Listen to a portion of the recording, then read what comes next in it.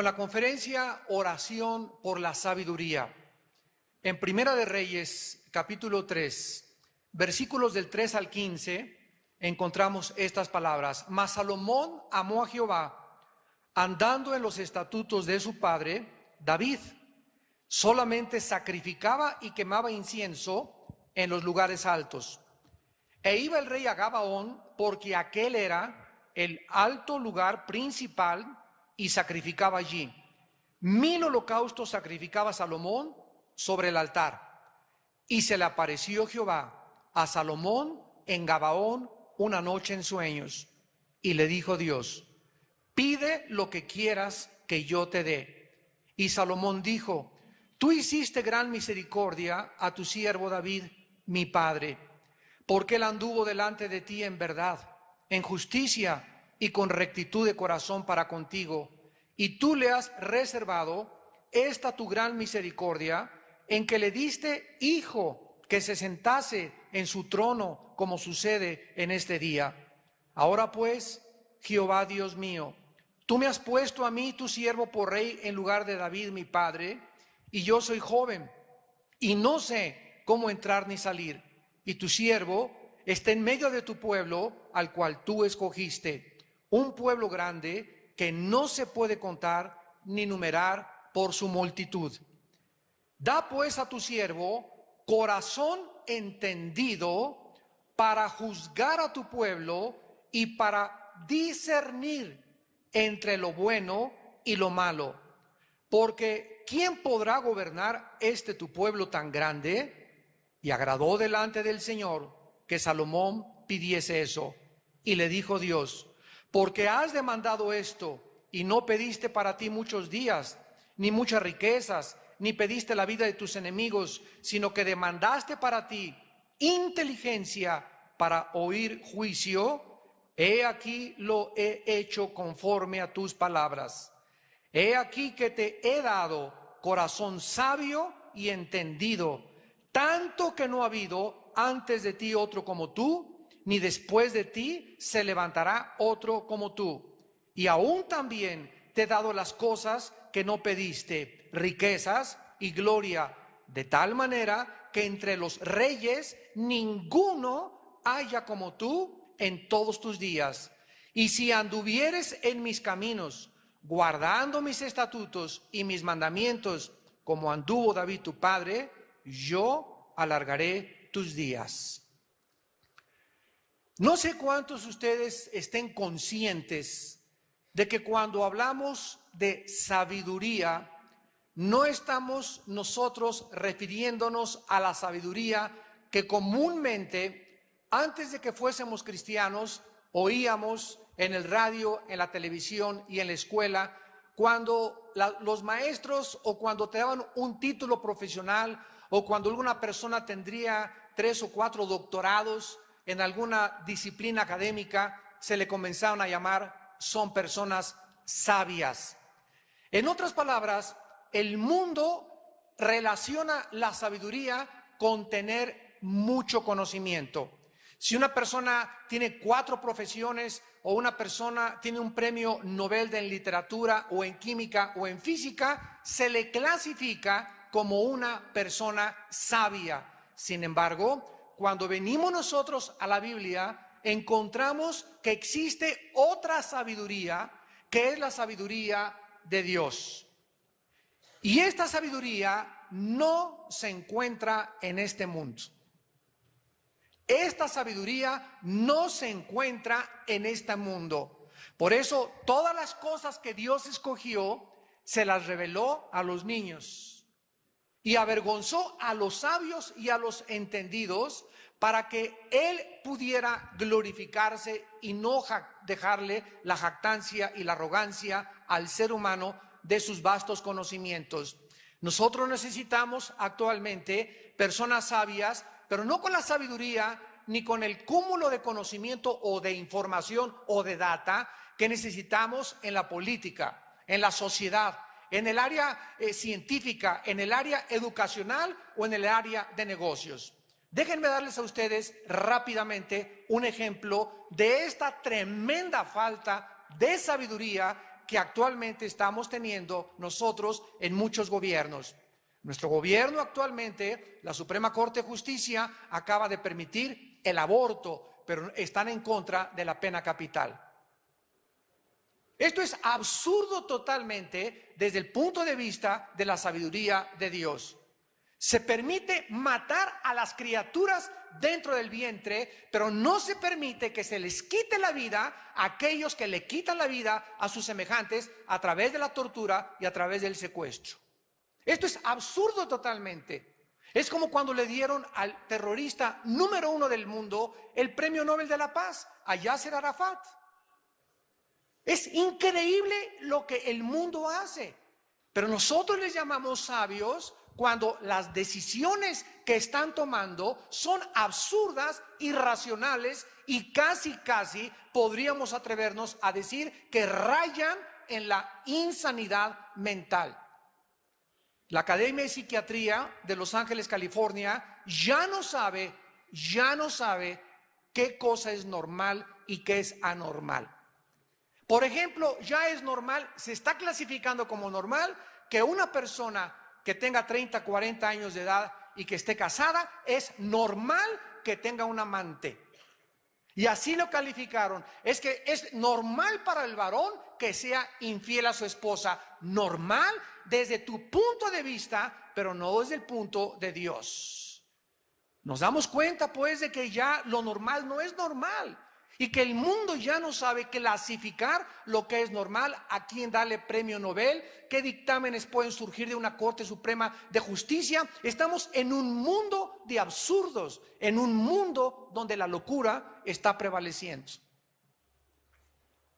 ¿Cuántos de nosotros necesitamos como padres de familia tener sabiduría? Si tú no tienes la sabiduría de Dios, no vas a poder nunca formar un matrimonio.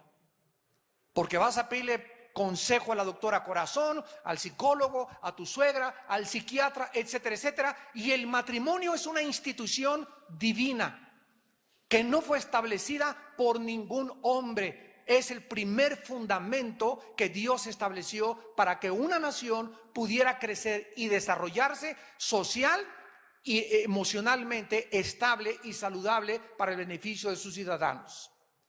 ¿Cuántos de nosotros necesitamos sabiduría para ser padres, para educar a nuestros hijos? Y la Biblia nos revela que esta sabiduría que necesitamos para gobernar, comenzando con nuestra casa, con nuestras propias vidas, nuestros negocios y una nación, es una sabiduría que no se encuentra, insisto, en este mundo. En el libro de Job, en el Antiguo Testamento, en el capítulo 11, se hizo esta pregunta. Job capítulo 11, versículos del 5 al 9. Mas, ¿quién diera? Está hablando Sofar, un filósofo de los tiempos de los patriarcas. ¿Quién diera que Dios hablara y abriera sus labios contigo? Job es de la misma antigüedad que el libro del Génesis. Y yo le puedo decir ahorita a cualquiera de ustedes, ¿qué dieras que tú conocieras lo que Dios te quiere decir a tu corazón? ¿Qué dieras que tú conocieras la Biblia? Porque es la Biblia donde Dios nos habla. Ya no es revelaciones extrabíblicas, es la Biblia, está completa y Dios cerró su libro y ya no tiene absolutamente nada que decirnos más que lo que se encuentra dentro de estos 66 libros. O que dieras que Dios hablara contigo y que te declarara los secretos de la sabiduría que son de doble valor que las riquezas. ¿Conocerías entonces que Dios te ha castigado menos de lo que tu iniquidad merece? Vean ustedes estos dos acercamientos. Cuando comenzamos a descubrir la sabiduría de Dios, descubrimos que es más importante buscar la sabiduría de Dios que buscar cómo hacer dinero. Inmediatamente surge la pregunta, ¿y por qué? Porque si tú haces dinero y prospera tu negocio y no tienes sabiduría, no vas a saber cómo invertir el dinero. Lo vas a desperdiciar, te vas a endeudar.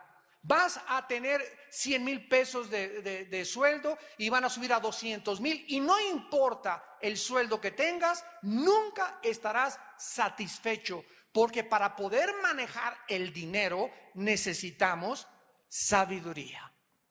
Por eso es mucho más valioso la sabiduría que el dinero, porque si busco la sabiduría y Dios me quiere dar dinero, yo voy a saber cómo, cuándo y en qué momento gastarlo y en qué invertirlo, porque tengo la sabiduría de Dios. Y cuando tengo la sabiduría de Dios, dice el versículo 6, voy a conocer y voy a entender que lo que me ha pasado en la vida, y la mujer que me dejó, y el hijo que me dejó, y lo que te pasó, y el coche que te chocaron, o el secuestro que te hicieron, o etcétera, etcétera, son muchas de las cosas que nosotros muchas veces necesitábamos para poder entender que muchas cosas que suceden son para meternos en el camino de la justicia y de la santidad. Conoceríamos que Dios nos ha castigado menos de lo que nuestros pecados merecen.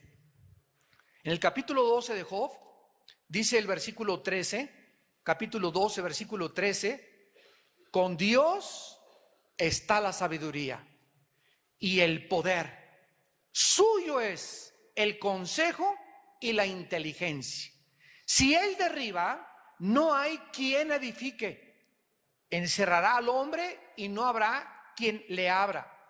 Versículo 17, Él hace andar despojados de consejo a los consejeros, que es lo que estamos nosotros dándonos cuenta actualmente en el mundo. Vivimos en un mundo donde los consejeros, los magistrados, los gobernantes, los que se consideran como sabios, están, ¿verdad?, carentes absolutamente de sabiduría. En un mundo donde estamos viendo todo a nuestro alrededor, de qué modo se está llevando a la barranca al planeta en el que vivimos. Dice la Biblia en el versículo 24, Él quita el entendimiento a los jefes de los pueblos de la tierra y los hace vagar como por un yermo sin camino. Porque vemos tantos juicios actualmente de tantos políticos en el mundo sin rumbo, sin brújula, sin saber a dónde llevan al pueblo ni al hoyo en que están cayendo, porque Dios está tratando con sus vidas y con esas naciones.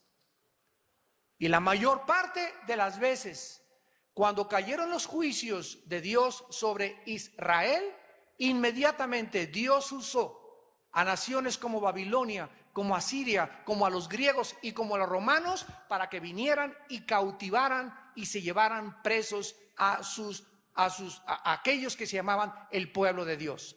Porque el pueblo de Dios había abandonado a Dios y había abrazado a los ídolos.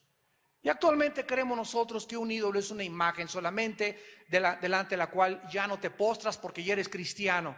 Sin embargo, la idolatría va mucho más que eso. La idolatría es cualquier afecto que tú tengas, cualquier sentimiento que tú tengas, cualquier cosa en tu vida a la que le estés dando el primer lugar. Que no sea Dios, es un ídolo. Puede ser tu negocio, que trabajas, te levantas de las 8 y llegas a las 9 y te crees que estás trabajando y que eres un hombre de bien y que eres un hombre justo, pero ya se te fue el tiempo, no tienes devocionales a las 6 de la mañana antes del trabajo, ya con trabajos llegas a la iglesia y llegas tarde aquí hasta el sermón, ya no tienes tiempo en la semana para Dios porque estás preocupado en el dinero, voy a tener 2 turnos para hacer más dinero, y cuando ponemos el negocio o el trabajo antes que Dios, estamos comenzando a convertirnos en idólatras. Y no les pasa solamente a los laicos, les pasa también a los pastores. Yo conozco muchos pastores que se levantan en la mañana y van y reparten y predican y a la cárcel y regresan, y todo eso está bien, pero ellos no tienen tiempo de tener comunión con Dios a solas, en la madrugada y antes de acostarse. Le han dado más importancia al ministerio y a la iglesia que al propio Dios. Mujeres que es la presidenta de la femenil y la hermana es la presidenta de la asociación femenil de la iglesia, etcétera, etcétera. Y para acá y para allá, y llegas a su casa y así el bonche de trastes sucios, polvo por acá, no le lava la ropa interior a su esposo, no se preocupa de su esposo, pero es la presidenta de la femenil. O sea, pone ella en primer lugar su ministerio que su casa. Y tenemos el orden invertido, porque para Dios es Él primero, en segundo lugar es mi esposa o tu esposo después de Dios. En tercer lugar ponemos a los hijos en prioridades, en cuarto lugar el negocio. Busca primero el reino de Dios. ¿Busca qué? Primero. Búscame antes de tu negocio, antes del deporte, antes de hacer dinero, antes de la escuela, antes de todo. Búscame a mí y yo te voy a dar lo que tú me pidas. Vamos a ver esto en la vida de Salomón. La sabiduría, pues, podríamos definirla de la siguiente manera. La sabiduría de Dios es la capacidad o la habilidad de comprender y discernir. Lo vamos a ir explicando con muchos detalles. Es la capacidad de poder comprender, entender y discernir qué hacer, cómo hacerlo y cuándo hacerlo. La sabiduría nos da la capacidad de saber qué hacer y hacerlo. La sabiduría nos da la capacidad de distinguir, de discernir. La palabra discernir significa, tanto en el hebreo, bin, como en el griego, distinguir entre lo bueno y entre lo malo, entre lo blanco y entre lo negro, entre lo que es real y lo que es falso. Y si algo le falta al pueblo de Dios, y estoy hablando en el mundo entero, generalmente en la mayor parte de las iglesias del mundo entero, es que ya han perdido el discernimiento. Ahora los cristianos prenden la televisión y se tragan todo lo que oyen. No saben distinguir, pero es que ese hermano es famoso y ese hermano es así, y porque el hermano es muy conocido o tiene 15,000 estadios llenos ahí de personas, lo que él diga es Dios hablando. Estás muy mal. Porque hay otras religiones que juntan más gente que nosotros y van por el camino que conduce a la perdición. Entonces no es posible que tú ya no puedas discernir qué es verdad y qué no es verdad. ¿Y por qué pasa eso? Porque el pueblo de Dios ya no estudia la Biblia. Han abandonado la Biblia. La leen 10-15 minutos. Tenemos los diplomados aquí del Instituto Teológico Internacional los sábados aquí, y los tenemos en México también, y nos damos cuenta por las calificaciones de la mayor parte de los estudiantes que no están acostumbrados a estudiar. No están acostumbrados a leer. De acuerdo a una estadística que se hizo en Europa, el europeo lee aproximadamente de 13 a 15 libros al año. En México el promedio es de 1 libro al año por ciudadano. 1 libro al año los mexicanos leen, si es que les fue bien y lo acabaron. ¿Sabes qué pasa cuando no desarrollamos el bendito hábito de leer? Yo no quiero gloriarme ni jactarme, pero yo le digo a mi esposa, mi amor, yo no puedo estar en ningún lado, no puedo estar en un banco haciendo cola, no puedo estar en el aeropuerto esperando el avión, no puedo estar en el dentista esperando entrar, no puedo entrar en ningún consultorio, no puedo estar sin estar leyendo algo. ¿Por qué? Porque ya desarrollas eso desde muy joven. Ya 3, 4 libros al mes. ¿Y qué pasa cuando lees? Comienzas a aumentar el conocimiento, pero si tienes la sabiduría de Dios, lo pasas por el filtro de Dios y todo ese conocimiento te sirve para poder hablarle a la gente, para dar consejos a la gente y para saber por dónde va la nube del Espíritu de Dios. Pero si no lees, y menos la Biblia, y no estudias teología, vas a ser engañado en los tiempos que vivimos, como estamos siendo engañados. Ahora a los cristianos solamente les interesa las emociones. Las campañas de sanidad, ¿verdad? Claro que Dios sigue sanando y Dios es soberano y nosotros no negamos que Dios sane, pero no en la forma y el método en que actualmente se están llevando a cabo muchas cosas que no pertenecen a la palabra de Dios. ¿Por qué? Porque va el cristiano y lo que quiere es su sanidad, quiere los regalos de Dios, quiere que le prometan que le va a ir bien, quiere que le digan que va a prosperar, quiere que van a tener dinero y todo eso. Quiero, Señor, dame. Y comenzamos a confundir los regalos que Dios nos quiere dar con Dios. Buscamos los regalos y no buscamos al Dios que nos da los regalos. Son como los niños. Cuando yo llegaba al aeropuerto, me acuerdo, llegaba, me jalaba Caleb y me dijo: papá, ¿qué me trajiste? Es lo primero que te pregunta un niño: ¿qué me trajiste? Oye, chamaco, ¿cómo que qué te traje? Pregúntame cómo me fue. Pero no le puedes tú decir eso a un niño, porque un niño no ha desarrollado esa conciencia. Y así son los niños, lo ves. Están centrados, ¿verdad? Totalmente. ¿Qué me trajiste? Y lo único que les interesa es ellos. ¿Cómo te fue en el aeropuerto? ¿Descansaste? Con nada. ¿Qué me trajiste? Y así están los cristianos. Señor, dame, sáname, échale a los demonios fuera a mi hijo. Ames estas cosas. Buscamos a Dios siempre para que nos dé, y no lo buscamos para adorarlo y simplemente porque Él es Dios. Ese es el error en la que la cristiandad está cayendo actualmente en el mundo entero. Una cristiandad sacudida solamente en sus emociones y en sus sentimientos, y los predicadores saben que si mueven las emociones, mueven todo. Ahora, yo he escuchado ya que hay iglesias que están diciendo que hasta está cayendo orito y polvo y diamantes del cielo. Y los cristianos se la creen, cayó ahorita del cielo. ¿Sabes una cosa? Eso ahorita no es de Dios, es de Satanás, que está moviendo sus alas.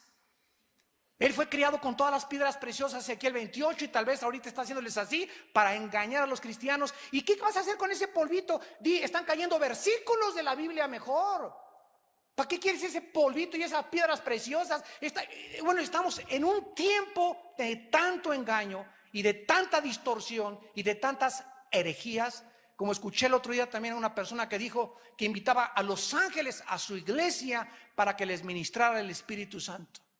Y ordenándoles: ustedes, ángeles por acá. Nunca se nos manda que ordenemos a los ángeles. Los ángeles son, dice el Salmo, ministros de Dios y hacen lo que Dios hace. Nosotros le pedimos a Dios y Él pone en movimiento a los ángeles. Son ministros que nos ayudan a nosotros, pero no son nuestros siervos los ángeles. Son siervos de Dios sirviéndonos a nosotros. Pero no podemos tomar esa facultad de ni siquiera llegar a decir que los ángeles vengan y que nos ministren el Espíritu Santo. Esas ya son herejías. Este es el mundo en que nos encontramos. Veamos ahora la petición de Salomón. Salomón viajó a Gabaón, se muere su padre David, a dirigir la ceremonia inaugural del reino. A esta ceremonia asistieron todos los oficiales de la corte, los magistrados, diputados, senadores, comandantes militares, gobernadores, jueces y miles de ciudadanos. 1000 sacrificios se ofrecieron al Señor, indicando el gran gozo y el grande agradecimiento que Salomón tenía por haberle Dios escogido como el sucesor de su padre.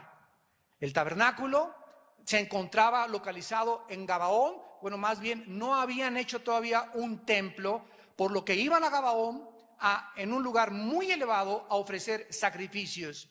Y una vez terminada la adoración y el servicio de la inauguración del trono de Salomón, estando dormido, Dios se le aparece a Salomón en sueños. Versículo 5, se le apareció Jehová a Salomón en Gabaón una noche en sueños, y le dijo Dios: pide lo que quieras que yo te dé.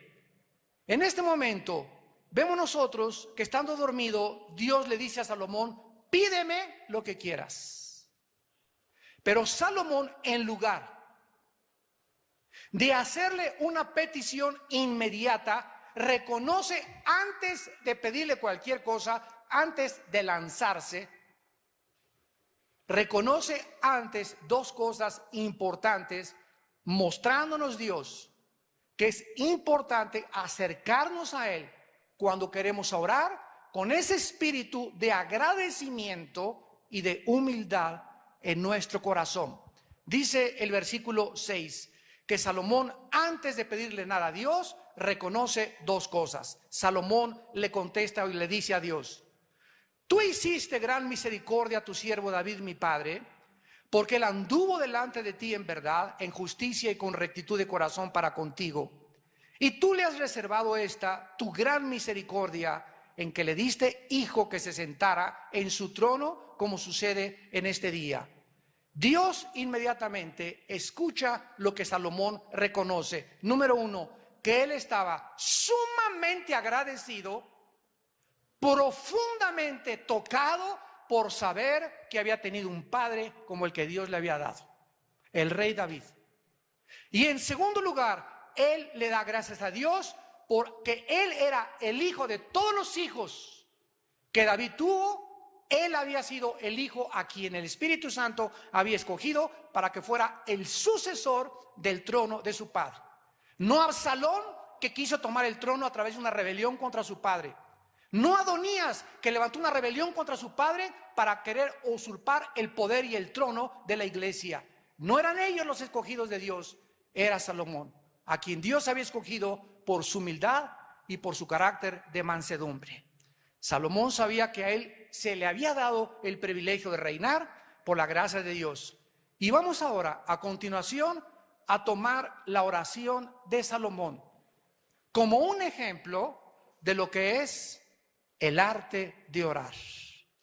Porque si queremos tener un ejemplo de lo que verdaderamente es el arte de orar, esta oración de Salomón es, creo yo, a mi entender, la número uno en la Biblia para aprender. Vemos en el versículo 5, en primer lugar, que para orar tenemos un grande incentivo.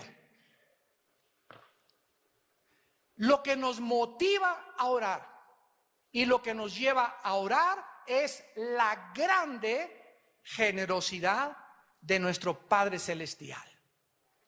Sabiendo que Dios es generoso y que si le pedimos un pan no nos va a dar una serpiente, ¿cómo no habríamos nosotros de acercarnos a ese Dios, a ese trono de la gracia, sabiendo que somos sus hijos y que nos va a conceder nuestras peticiones? Dice el versículo Salomón, el versículo 5, se le apareció Jehová a Salomón y le dijo: pide lo que quieras que yo te dé.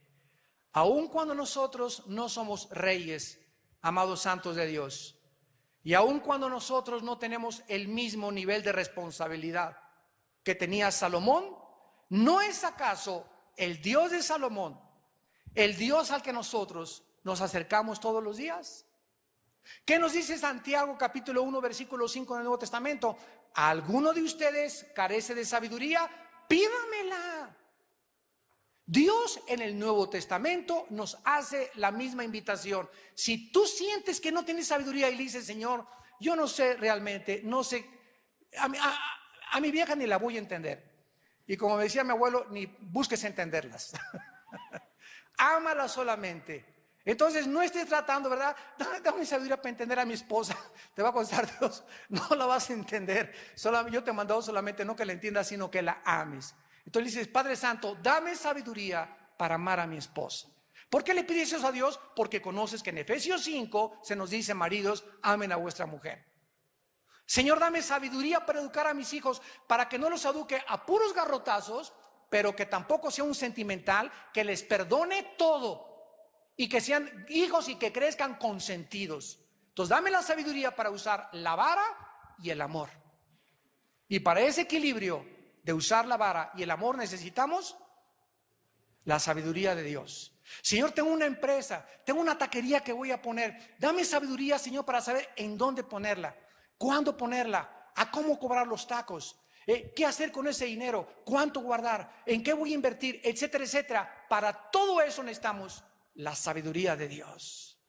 Señor, soy maestro en la escuela, en la universidad o en la secundaria y tengo la oportunidad de hablarles. Dime cuándo puedo hablar a los estudiantes, si en el recreo, si a la maestra, cómo contestarles cuando me pregunten. Señor, necesito tu sabiduría para enseñar y educar a mis alumnos. En todas las cosas necesitamos sabiduría. Señor, tengo un ranchito y tengo 15 gallinas y tengo 30 chivos y tengo 40 vacas y no sé realmente cuántas matar, cuántas comer, a cómo venderlas. Necesito tu sabiduría. ¿A alguno le falta sabiduría? Santiago 1, pídamela, dice Dios, y te la voy a dar. Escucha lo que dice: abundantemente. ¿Por qué no se la pedimos? Porque no sabemos qué pedir. Señor, sáname, que me sacan este chamuco de retortijón, que me hagan rico, quítame lo carnal, llévate a mi esposa y tráeme otra mejor.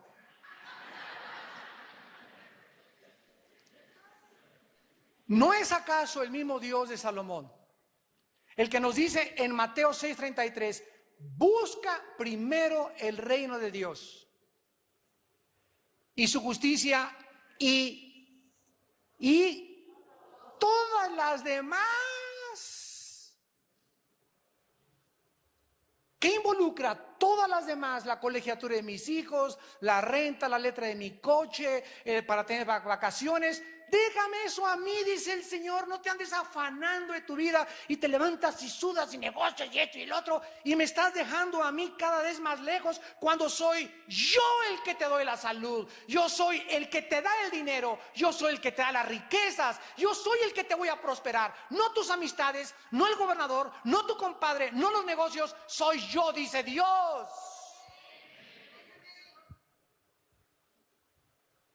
Pero ¿por qué no me buscas? Porque no crees que mis promesas son reales y por eso no tienes, porque no pides conforme a mi voluntad. Búscame y te doy por añadidura todo lo demás. La casa que quieres, el terreno que quieres, búscame, dice, soy yo el que te voy a dar lo que tú necesitas. Pero búscame con todo tu corazón, con todas tus fuerzas y con toda tu mente. Efesios 3:20, y aquel que es poderoso para hacer todas las cosas mucho más abundantemente de lo que le pedimos o de lo que entendemos. A ese Dios al cual nos acercamos y estamos orando, no nos imaginamos, dice Dios. No puede la finitud intelectual, mental, emocional del ser humano imaginarse lo que Dios nos quiere dar. Y te va a dar, no lo que le pediste, te va a dar mucho más abundantemente de lo que le pides y de lo que ni siquiera entiendes. Pero tienes que cumplir la primera condición, y es buscarlo. En segundo lugar, encontramos el verdadero fundamento de la oración.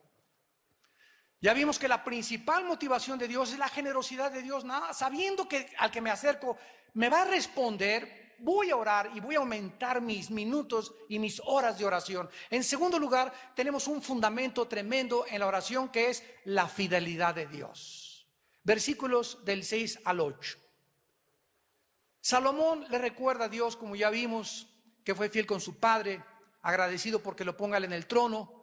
Y le dice en el versículo 7, ahora Jehová Dios mío, tú me has puesto a mí, tu siervo, por rey en lugar de David mi padre. Y yo soy joven y no sé cómo entrar ni salir. Y tu siervo está en medio de tu pueblo, al cual tú escogiste, un pueblo grande que no se puede contar ni enumerar. Salomón expresa aquí una grande humildad de espíritu, imprescindible, esencial y necesaria para que Dios nos escuche: la humildad. Vean lo que le dice al final del versículo: yo soy un joven y no sé cómo entrar ni salir. Versículo 7, no sé cómo entrar ni salir. Así nos acerquemos a Dios. Padre, oh Señor, me acabo de casar, no tengo ninguna experiencia en el matrimonio y voy a enfrentarme a la más grande responsabilidad de mi vida: ser esposo y ser padre. Señor, estoy un neófito, soy un amateur, ¿verdad?, en el matrimonio. Padre, estoy en el mundo de los negocios, no sé hacer negocios, soy un tonto, siempre me han dicho que soy malo para los negocios. Padre, a veces me enojo y le pego más a mis hijos, no sé cómo tratar a mis hijos, a veces le quiero decir a mi esposo una cosa y le digo otra cosa. Señor, no sé qué hacer, soy joven espiritualmente. Oh Dios, ayúdame a hacer esto, ayúdame a hacer aquello. Dios necesita ver nuestra necesidad. ¿Qué es lo que nos hace acercarnos a Dios? ¿Qué lo necesitamos? Pero ¿cuántos de ustedes no lo necesitan por la forma y en la vida que están llevando? Se levantan y su vida y por acá y por allá. La Biblia la abres ahí 2, 3 veces a la semana, un devocional, como le dicen mucho más, sacas tu estampita y le cierras en el nombre de Jesús y se acabó. Dan las gracias. Gracias, Señor, porque nos guardas en el hueco de tu mano. Bendice al en nombre de Jesús. Amén. Ni siquiera está en tus mentes Dios. Ya es mejor prender una grabadora o traes una cotorra de África y que grabe esa oración para que ya aprendamos a orar y decirlo con el agradecimiento. Padre, gracias por estos frijolitos, Señor, estos chilaquiles, sabiendo que hay tantos niños muriéndose de hambre. Oh Padre, te pedimos por el orfanatorio allá que estamos ahí en Toluca llevándoles comida y alimento. Te pido por Tamar, te pido por aquello, y aprovechamos que estamos juntos como matrimonio con nuestros hijos para elevar al trono de la gracia las necesidades que tenemos. Pero después, amén. No hay ninguna necesidad, pues no te contesto, no te dices nada. Dice Dios, claro, bien, you are welcome. De nada.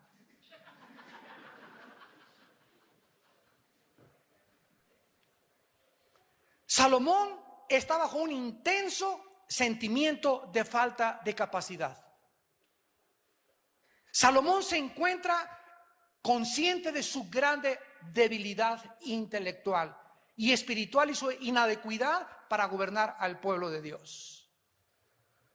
Ya vimos que Salomón inicia esta oración recordándole a Dios su fidelidad hacia su padre y hacia el pacto davídico.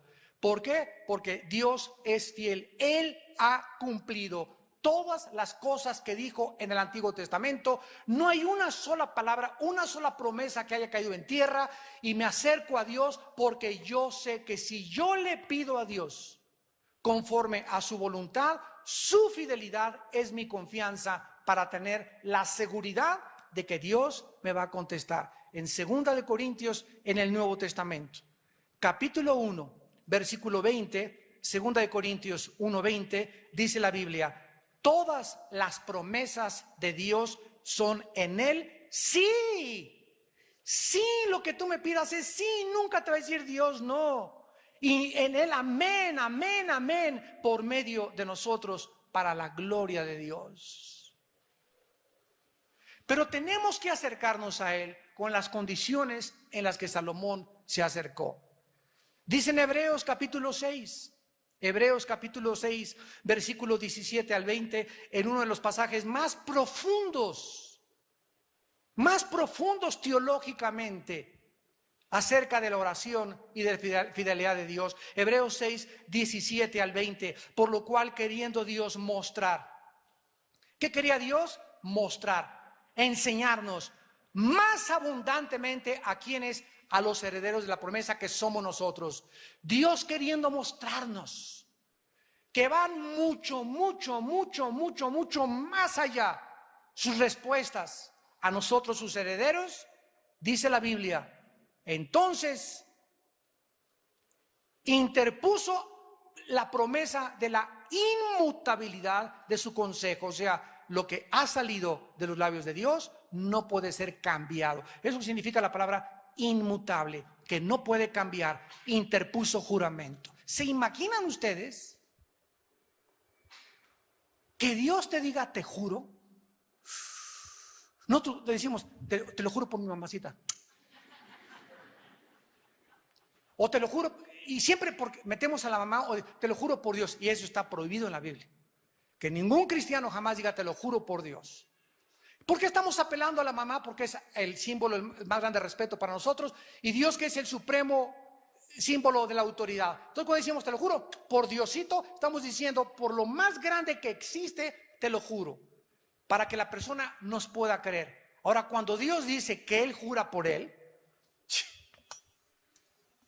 ¿qué nos deja?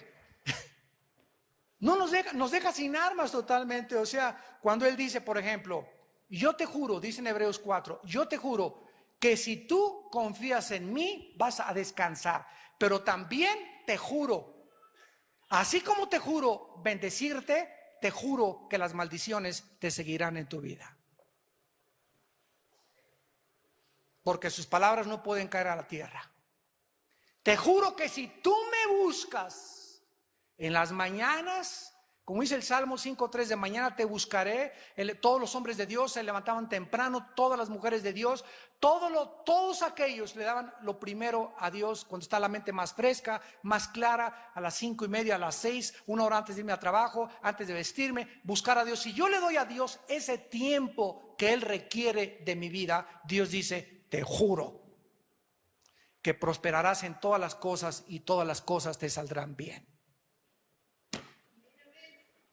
Josué 1, 8 y 9. De día y de noche, Josué, medita en mi palabra. De día y de noche, medita en mi palabra, guarda mi palabra y todas las cosas te saldrán bien y no habrá enemigo que te haga frente. ¿Por qué las cosas no nos salen como nosotros quisiéramos que nos salieran muchas veces? Analicemos nuestra vida de oración. ¿Cómo nos estamos acercando a Dios y cuánto es el tiempo que le estamos dando realmente a Dios? Entonces no vengas aquí a la salida, sáneme, ay, soy una viuda, y usted, ¿cuál es la relación que usted tiene con Dios, señora? ¿Cuál es el tiempo que usted le da a Dios? ¿O usted solamente viene como los niños, ¿qué me trajiste? Cuaracuacuá. Estando dormido Salomón, pide esta oración, Dios le continúa todo absolutamente y le dice que le va a dar todas las cosas. Y en tercer lugar tenemos en el versículo 8 y 9 el motivo de la oración. Y este es el secreto de la oración. Es la parte clave y fundamental de la oración. Y esto también me encanta compartírselos a los líderes y a mis hermanos, los pastores, y a todos aquellos que son líderes en sus casas también. Dice el versículo 8 y 9, Salomón. Este es el meollo, el centro, el núcleo. Tu siervo está en medio de tu pueblo, al cual tú escogiste. Un pueblo grande que no se puede contar ni numerar por su multitud. Ahora escuchen ustedes, después de su agradecimiento y de su humildad, lo que le pide Dios a Salomón. Noten ustedes que no le pide nada para él. Da pues a tu siervo corazón entendido para juzgar a tu pueblo y para discernir entre lo bueno y lo malo, porque ¿quién podrá gobernar tu pueblo tan grande? Y agradó, gloria a Dios. ¿Qué es lo que le agrada a Dios? Que cuando pidamos, recordemos siempre no centrar la oración en nosotros, sino en nuestra esposa, en nuestros hijos, en nuestros amigos, en nuestros pastores, en nuestros hermanos, en el gobierno. Señor, dame sabiduría para amar a mi esposa, no para jactarme yo. Dame sabiduría para educar a mis hijos y ser un buen padre. Dame sabiduría para manejar mi negocio, no para enriquecerme. Y si me quieres enriquecerme, gracias a Dios, pero para que ese dinero lo sepa manejar y sepa cuánto darte mi dinero. Cuando pedimos para los demás, Dios se agrada de nosotros. Vamos a analizar con lupa ahora las palabras hebreas porque son tan importantes para nuestra mejor comprensión. Versículo 9, la palabra corazón, cuando él dice, da a tu siervo corazón entendido, en el hebreo se usa la palabra lev, L de Lola, E de Enrique, B de Víctor, lev, y significa el asiento de las emociones, de los sentimientos, del intelecto o de la voluntad. Otras veces se usa también la palabra mente. Cuando dice, por ejemplo, en Romanos 12:2, renovar vuestra mente por medio del entendimiento, es la palabra nous en el griego mente, está hablando también del corazón. O sea que en la Biblia se usa intercambiablemente corazón y mente. Cuando dice en Proverbios 4, sobre todas las cosas guarda tu corazón, ¿qué está diciendo? Guarda tus sentimientos, guarda tus emociones, guarda tu voluntad, guarda tu intelecto, porque de ahí mana la vida. ¿Qué es el corazón? Es el yo. Es nuestra verdadera personalidad. Dame un corazón, y en segundo lugar le dice entendido. Esta palabra Shama, S de Samuel, H-A-M-A, Shama, significa saber escuchar. Vamos por orden, vamos siguiendo la línea de lo que está pidiendo Salomón. Padre Santo, antes que nada quiero decirte que mis sentimientos y mi voluntad y mi intelecto estén siempre abiertos, porque como rey y como gobernante necesito aprender a desarrollar el arte de oír a mis ovejas. Los hombres necesitamos el arte de oír a nuestra esposa. Ellas hablan como taravilla. Y a nosotros nos saca de onda porque no somos mujeres. Ellas son mujeres. Dios les dio esa bendita capacidad. Y tú pones a esas mujeres en VIPs y están 3 horas sin parar de hablar. Y se despiden, adiós manita, y en la puerta se vuelven a despedir, y a la salida se vuelven a despedir, y del coche se vuelven a despedir 4 veces. Así son, porque son mujeres. Y ellas, precisamente porque les encanta hablar, síganme con mucho cuidado los hombres, como les encanta hablar a las mujeres, llegan a su casa y ahí está el gruñón. Viendo la televisión, no me molestes, y el otro te oigo 5 minutos, está bien, muy bien, ¿verdad? Ok, o con el periódico así, y no tienes todavía la sabiduría, porque no se la has pedido a Dios. Señor, cuando mi esposa me hable, cuando me hable mi esposa, quiero parar, aunque me hable babosadas, quiero abrir mis 2 orejas y hacerla ver que me interesa lo que me está diciendo, que estoy atento a sus necesidades y que me importa cómo se expresa ella, qué trae en mente, sus emociones, sus sentimientos, las cosas, las marihuanadas que sueña, etcétera, etcétera. No, eso no, ¿verdad? No importa lo que ella te platique, necesitamos el arte de saber escuchar. Los consejeros, bueno, ¿saben ustedes qué es un psicólogo? Es una persona que se sienta en un sillón, acuesta a su paciente en un diván y el paciente le paga solamente para que lo escuche. Ese es un psicólogo. Hable todo lo que quiera. Y la persona, fíjense ustedes cómo la Biblia es mucho más antigua que la psicología. La persona, o todos estamos buscando desesperadamente a alguien que nos oiga. ¿No es verdad? Alguien a quien le podamos abrir nuestro corazón y decirle esto y esto y esto y que tengamos la confianza, que no voy por allá con el chisme, que nos va a dar un buen consejo, etcétera, etcétera. Pero la persona, al vaciar su corazón y al decir al psicólogo esto y esto y esto, ya con eso sienten liberación. Y el psicólogo solamente le dice: son 1,500 pesos la consulta. Dale a tu siervo un corazón entendido. Esta palabra entendido es shama, saber escuchar en el hebreo.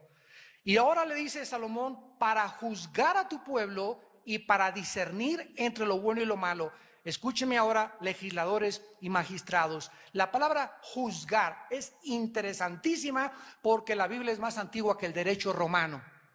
La palabra shapat, S-H-A-P de papá, A de Armando, T de tío, shapat, en el hebreo significa lo siguiente: involucra 3 poderes, el ejecutivo, el legislativo y el judicial. Así que antes de que se instituyera una república y fuera gobernada con el poder ejecutivo, el presidente, el poder legislativo con los senadores y diputados y el ejecutivo con la procuraduría, ya Dios hablaba en esta palabra shapat que había 3 poderes que deberían de gobernar a cualquier nación. Y Salomón poseía, como era rey, no era presidente ni había democracia, había una teocracia. Dios puso a Salomón y él tenía que ser el ejecutivo, él tenía que ser el legislativo, imagínense qué paquete, y él tenía que ser el judicial también. Así que él tenía que dictar el juicio, él tenía que dictar las leyes y él tenía que ejecutar las órdenes, porque era rey. Un rey es soberano. Y en cuarto lugar, le dice Dios, le dice Salomón, para discernir. Esta palabra bin, B de bueno, y N de nana. Bin significa distinguir entre el bien y entre el mal. Vamos a armar nuestra oración conforme a la traducción hebrea. Salomón está pidiendo un corazón que sepa escuchar, o que esté atento a las necesidades de su pueblo, que pueda distinguir entre lo falso y lo verdadero del espíritu humano. Un corazón paciente con una mente aguda, con la capacidad de razonar adecuadamente para juzgar ejecutivamente, legislativamente y judicialmente. Descubrimos que esta es nuestra principal misión en este mundo: ministrar a los demás.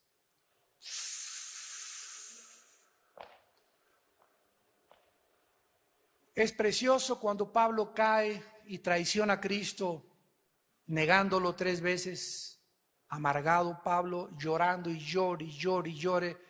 ¿Me podrá perdonar mi Señor? Él no tenía la Biblia como la tenemos completa nosotros. No saben que en la sangre de Cristo había todo limpieza y perdón de pecado. Y entonces Cristo se le aparece a Pablo en Juan 21 y le hace 3 preguntas a Pablo. ¿Me amas? Sí, Señor, te amo. ¿Cómo no te voy a amar? ¿Me amas? Claro, Señor, apacienta a mis ovejas. ¿Me amas, Pedro? Señor, claro que te amo. Apacienta a mis ovejas. ¿Qué le está diciendo Cristo? Pablo, ya no quiero, pastores, no vengan y díganme, te amo, Señor, te adoro, Señor, cuánto santo, santo, santo. Demuéstramelo amando a mi pueblo y sacrificándote por ellos.